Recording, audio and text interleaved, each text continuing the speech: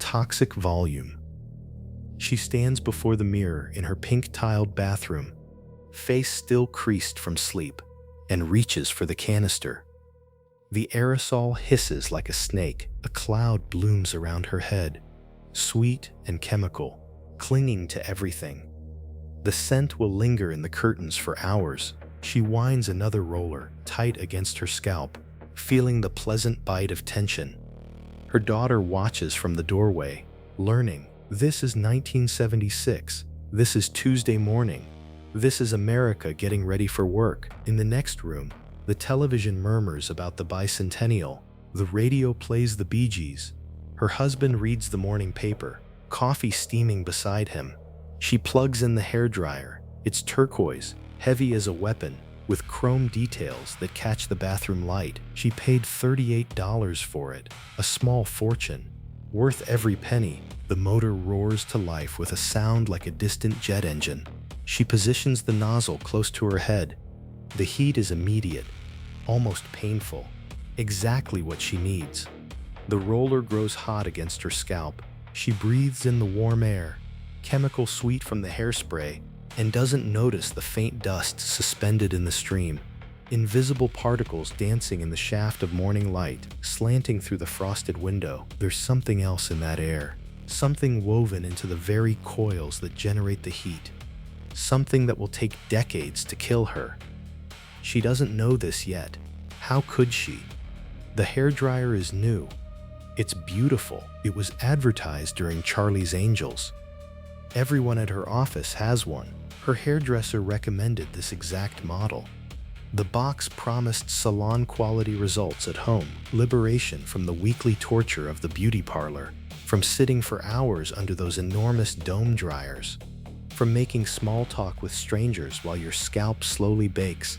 This device represents freedom, modernity, the future arriving in turquoise plastic. The future is poisoning her with every breath. She moves to the next roller. The dryer roars. The mirror begins to fog at the edges. Outside, a school bus rumbles past. A dog barks. Somewhere in this ordinary American suburb, in this ordinary American morning, 10,000 other women are doing exactly the same thing. 50,000, 100,000, standing before mirrors in bathrooms painted avocado green and harvest gold and powder blue, wielding devices that promised beauty and delivered something else entirely, an invisible catastrophe, molecule by molecule, fiber by fiber, breath by breath. The tragedy isn't just what happened. The tragedy is how perfectly normal it all seemed. How the advertisements showed smiling women with perfect curls. How the instruction manuals said nothing about danger. How the engineering solution to a simple problem, how to generate enough heat without melting plastic, led directly to a public health disaster that unfolded in slow motion across an entire decade. This is the story of the toxic volume, of big hair and invisible death, of the moment when American beauty culture and industrial negligence collided in millions of bathrooms across the nation, of the fibers that could withstand any temperature, that solved every engineering problem, that killed without mercy or sound. This is the story of the decade when women blow-dried asbestos directly into their lungs every single morning and smiled at their reflections and thought they looked incredible. If you're the kind of person who needs to understand how systems fail, how the ordinary becomes lethal, how the things we trust most can betray us most completely, then you need to subscribe to System Failure, because this channel exists to pull back the curtain on the disasters hiding in plain sight, the catastrophes built into the everyday, the moments when engineering and hubris and ignorance combine to create something terrible. Hit that subscribe button. You won't regret it. But first, let's go back to that bathroom in 1976 and understand exactly what was happening. The 1970s belonged to hair. Not just hair, but hair with a capital H. An architectural achievement, a defiance of gravity and good sense. Volume was the currency of beauty. Farrah Fawcett's feathered wings, Diana Ross's luminous halo, the women of ABBA with their blonde cascades, Hair wasn't meant to lie flat and obedient. It was meant to announce your arrival, to occupy space, to demand attention. It was meant to bounce when you moved, to catch the light, to frame your face like you were always being photographed for an album cover. This wasn't vanity, or rather, it was vanity, but it was also something deeper. The big hair of the 70s represented liberation. Women were entering the workforce in unprecedented numbers. The feminist movement was reshaping American life. Divorce was becoming acceptable. The pill had changed everything, and somehow, paradoxically, all this liberation expressed itself in hair that required tremendous time, effort, and technology to achieve. Perhaps because it was their choice, perhaps because after generations of being told how to look, women had finally claimed the right to look however they wanted. And what they wanted was big. The discotheques demanded it. Those dark caves of sound and light, where mirror balls scattered galaxies across the ceiling, where the bass line from Le Freak made your ribcage vibrate. You couldn't show up with flat hair. You'd disappear. The lighting, the movement, the sheer energy of the scene required hair that could hold its own, hair that could be seen from across the dance floor, hair that moved with you, bounced with you, lived with you. The problem was physics. Human hair doesn't naturally want to defy gravity. It wants to hang, to fall, to lie smooth against the skull like it has for millennia. Making it do otherwise required heat, tremendous heat, sustained heat, the kind of heat that could fundamentally restructure the hydrogen bonds in each strand, forcing it to hold a shape nature never intended. The beauty parlor had always understood this.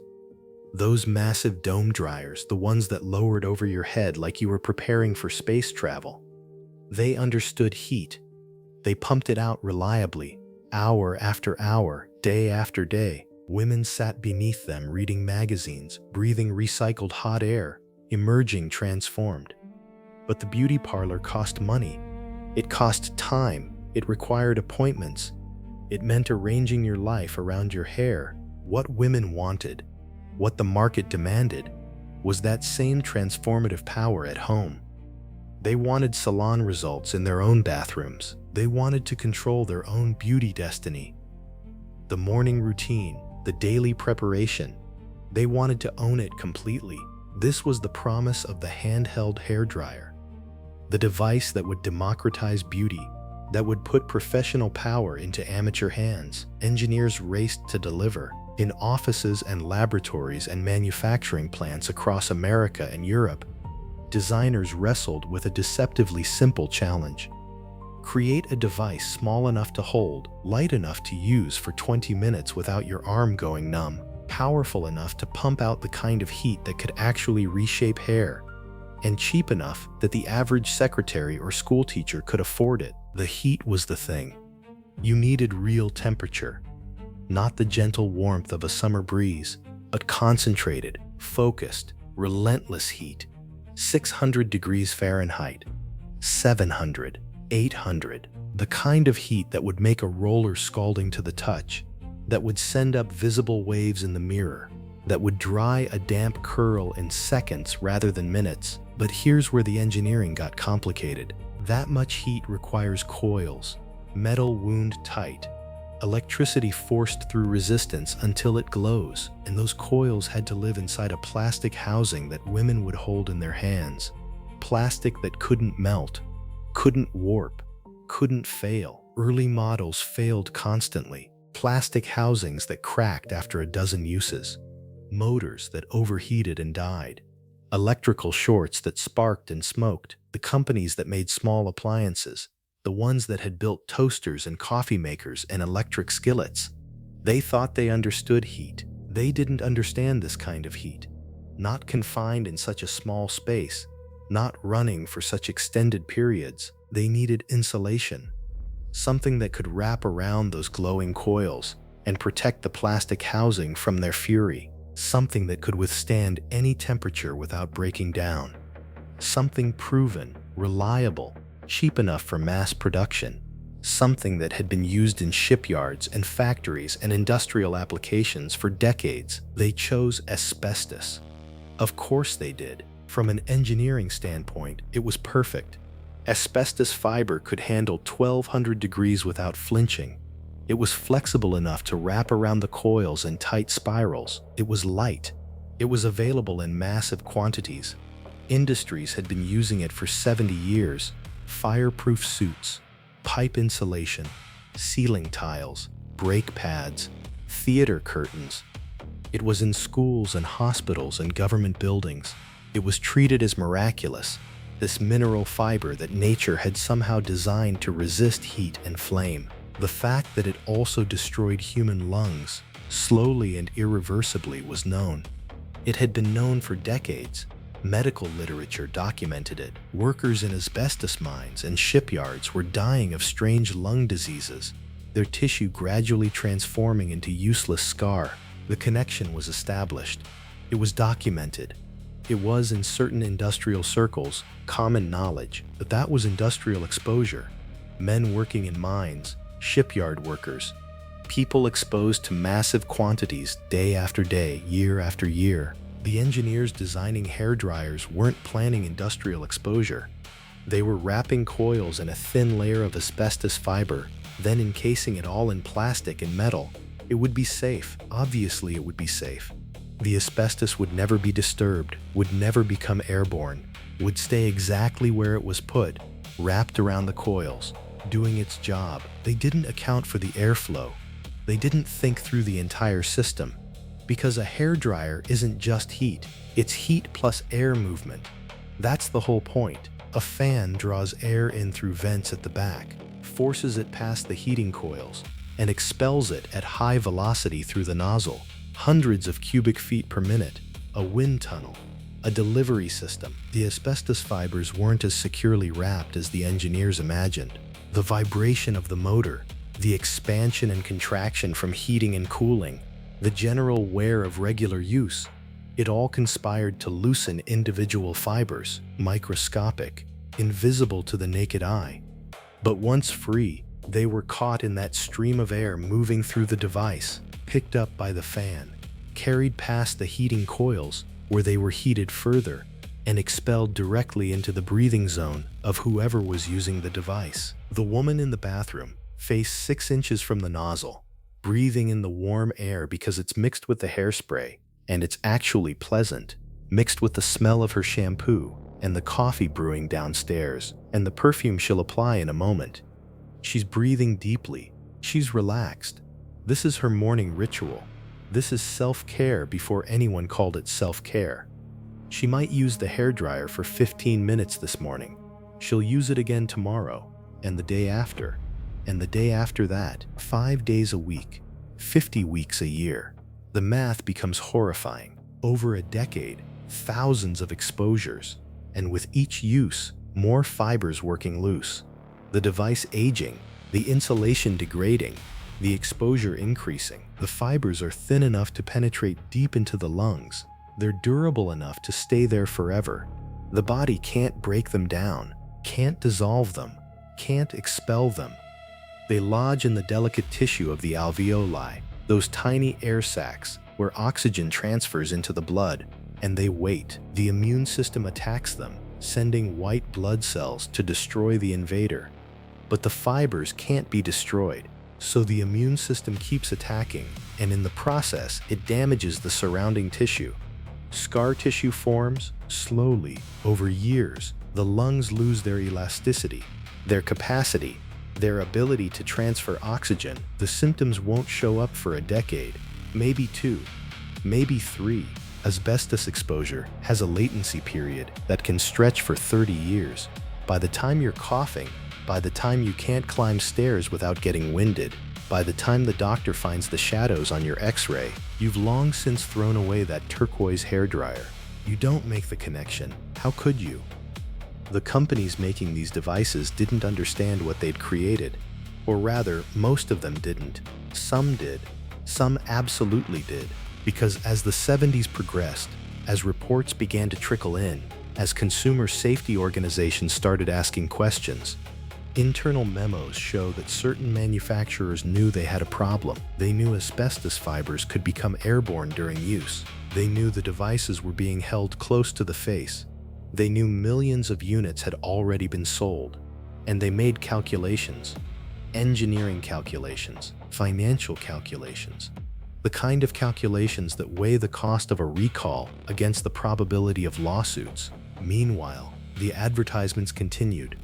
Beautiful women with impossible hair, smiling at cameras, holding the devices like they were gifts from a benevolent future. The television spots showed slow-motion hair bounces. The magazine spreads showed bathroom counters with the hairdryer positioned just so, with the towels perfectly folded, with everything suggesting that this device was the final piece in the puzzle of modern femininity. The instructions that came in the box never mentioned asbestos. Why would they? The material was inside, invisible, doing its job. Users were told to keep the air intake vents clear, told not to use the device near water, told to unplug it when not in use. Standard safety information. Nothing about the invisible fibers. Nothing about holding it away from your face. Nothing suggesting there was anything to worry about beyond the standard electrical and burn hazards. Women trusted these devices completely. They sat on bathroom counters and bedroom dressers across America. Mothers used them. Daughters borrowed them. They were passed between roommates, given as gifts, treasured as prized possessions. The good ones, the powerful ones, they were status symbols. Having salon-quality hair at home meant something. It meant you'd made it. It meant you were modern. It meant you controlled your own image. The cultural moment demanded volume. The technology promised to deliver it. The engineering solved every problem except the one that mattered most. And millions of women, every single morning, breathed in the solution. The veil between intention and outcome has rarely been so complete. This wasn't malice. Most of the engineers designing these devices genuinely believed they were helping. They were solving a problem. They were bringing professional tools into amateur hands. They were participating in the democratization of beauty, in women's liberation, in technological progress. The asbestos was just insulation. It had been used for decades in countless applications. Why would this be different? The advertisements were sincere. The copywriters genuinely believed in the products they were selling. The models in the photographs really did use those hairdryers and really did achieve those results. Everyone involved thought they were part of something positive. A device that saved time, that saved money, that gave women control over their appearance. What could be wrong with that? What was wrong was the gap between the testing and the reality. The devices were tested for electrical safety, for heat safety, for durability. They weren't tested for long-term inhalation exposure to degraded insulation materials. That wasn't part of the protocol. Consumer products weren't evaluated that way. The regulatory framework didn't exist. The Consumer Product Safety Commission had only just been created. They were still figuring out their mandate, their authority, their procedures, so the devices sold by the millions. In 1975, Americans bought over 8 million handheld hairdryers. In 1976, over 10 million. The market was exploding. Every major manufacturer had models at multiple price points. Department stores dedicated entire aisles to them. The devices appeared in discount stores, drugstores, supermarkets.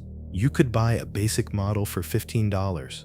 You could spend $100 on a professional-grade unit. And across this entire market, across dozens of manufacturers and hundreds of models, the standard solution to the insulation problem was asbestos. Not every model, but many, most. The exact number will never be fully known because record-keeping was inconsistent, and many smaller manufacturers have long since vanished. The women using these devices went about their lives. They went to work. They raised children. They danced at discotheques. They divorced and remarried. They got promotions. They moved to new cities. They lived the messy, complicated, beautiful lives that humans live.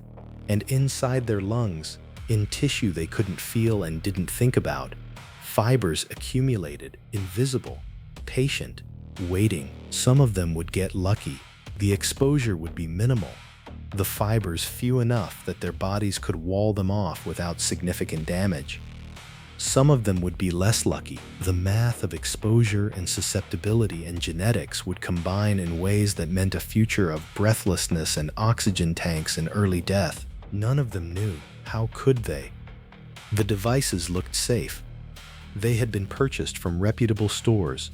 They bore the names of trusted brands. They sat on bathroom counters next to toothbrushes and cosmetics and all the other mundane tools of daily life. If something was wrong, surely someone would have said something. Surely there would be warnings. Surely the government wouldn't allow dangerous products to be sold to millions of people.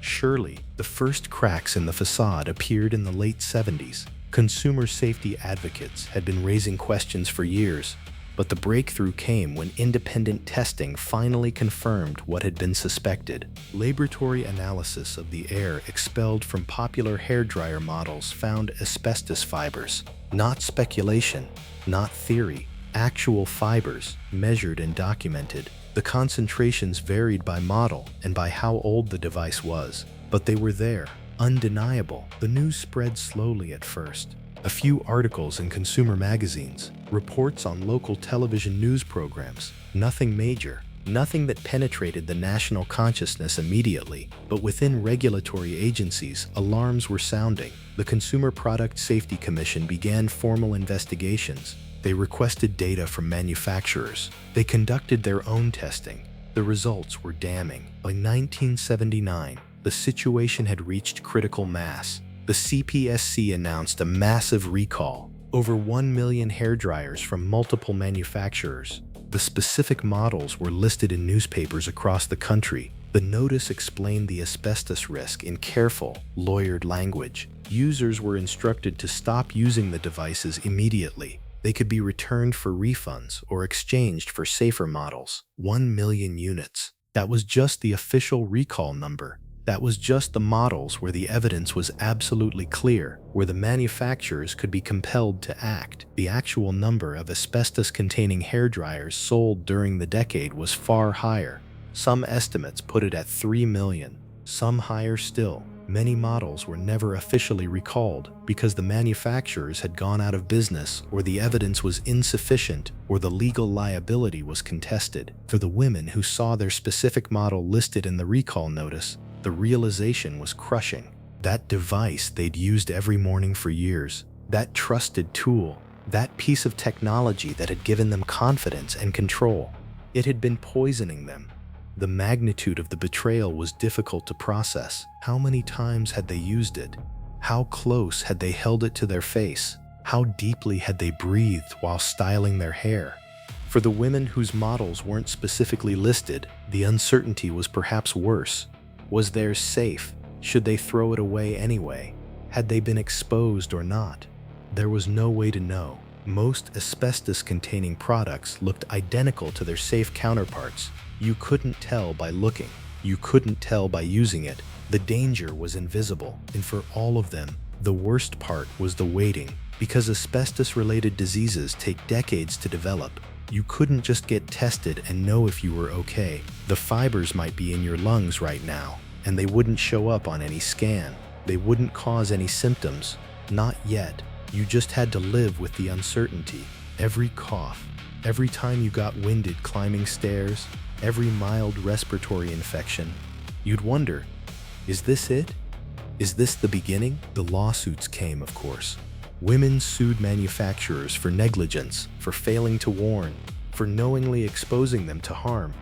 Some cases settled, some went to trial.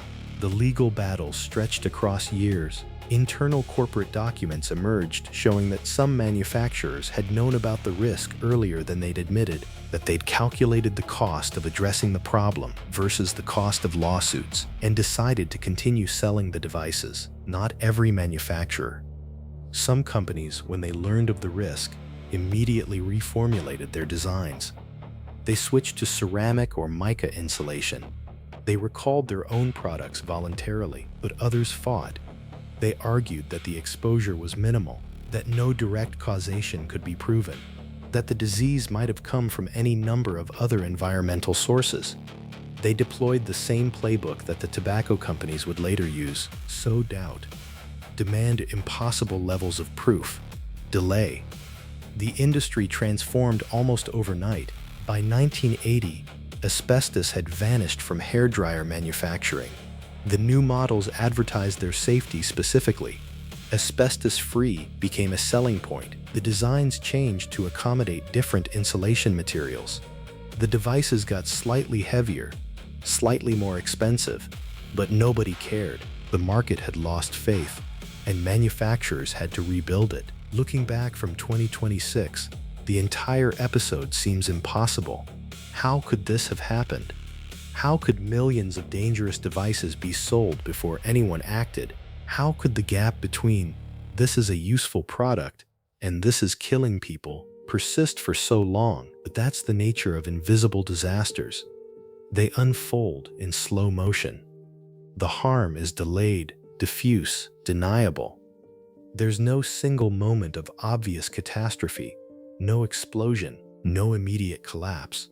Just thousands of individual tragedies spread across decades, each one possibly attributable to other causes. The woman who dies of lung cancer at 63, who used an asbestos hairdryer every morning for 8 years in the 70s, who also lived in a city with air pollution and maybe smoked for a while in college. How do you prove causation? How do you draw a straight line from her bathroom in 1976 to her hospital bed in 2004? You can't. Not for any individual case. You can only look at populations, at statistical increases, at epidemiological patterns. And that kind of evidence takes time to compile, takes time to analyze, takes time to penetrate regulatory consciousness and legal systems and public awareness. The devices we use today, the ones sitting on bathroom counters across the world in 2026, they're marvels by comparison. Sensors monitor temperature and automatically adjust to prevent damage. Materials are tested extensively before approval. Regulatory frameworks have matured. The Consumer Product Safety Commission has teeth now. International standards exist. The supply chain is more transparent. We have learned, painfully, slowly, at tremendous human cost, how to make these devices safer. Modern hairdryers use ceramic heating elements. They use ionic technology to reduce drying time. They have multiple heat settings, cool shot buttons, removable filters to keep dust out of the motor. They shut off automatically if they overheat. The engineering has become sophisticated, focused not just on performance but on safety, on the long-term health impacts of daily use. But none of that helps the women who are living with the consequences now. The ones who developed asbestosis or mesothelioma decades after they threw away that turquoise hairdryer. The ones who never made the connection until a doctor, reviewing their exposure history, asked about the 70s, asked about their beauty routine, asked if they remembered the recall. There are photographs from that era everywhere. Flip through any family album, any yearbook, any magazine from the mid-70s, and you see them. Women with magnificent hair, feathered and full, bouncing and glossy, perfect curls framing smiling faces, high school portraits, wedding photos, pictures from the office holiday party, casual snapshots from someone's living room. Look at those photographs now, knowing what we know, and they become something else. Each perfect curl is evidence of exposure. Each bounce represents breath after breath of contaminated air. The woman in the photograph doesn't know. She's smiling. She's proud of how she looks. She has no idea what's happening inside her lungs. That gap between image and reality, between what's visible and what's hidden, between the moment and its consequences. That's where system failures live. That's the space where good intentions and bad information and corporate negligence and regulatory failure all combine to create disaster. Not loud disaster, not dramatic disaster, quiet disaster, personal disaster, the kind that happens one person at a time, one morning routine at a time, one breath at a time, the toxic volume. That's what it was, beauty with a hidden price tag that wouldn't come due for decades. Technology that solved one problem while creating another that nobody was looking for. Liberation that came wrapped in slow poison.